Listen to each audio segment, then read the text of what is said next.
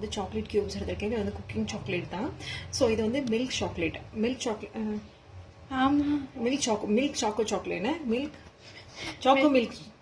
Milk chocolate இல்லை, இது வந்து சாக்லேட் ஒரு மாதிரி. இப்போ இது எல்லாமே இதில் போட்டுட்டேன். இப்போ இங்கே பாருங்களேன், கிளாஸ் பார்த்தீங்கன்னா இந்த மாதிரி 1 கிளாஸ் மில்க் எடுத்திருக்கேன். இவ்வளோ பெரிய கிளாஸ் இதை போட்டுக்கிறேன். ஸ்பூன் போடுறேன், ஏன்னா அந்த சாக்லேட் வந்து அவ்வளோ ஸ்வீட் இருக்காதுங்கிறனால. அதுக்கப்புறம் பார்த்தீங்கன்னா ஒரு 4-5 ஐஸ் கியூப் போட்டுக்கிறேன். ஹர்ஷீஸோட இந்த சிரப், கேரமல் சிரப் வந்து அந்த சுகரை வந்து 1 டேபிள் ஸ்பூன் போட்டிங்கன்னா, இது வந்து பார்த்தீங்கன்னா ஒரு ஃப்ளேவருக்காக போடுறேன். இது நல்லாயிருக்கும். ஸோ இதையும் போட்டுறேன்.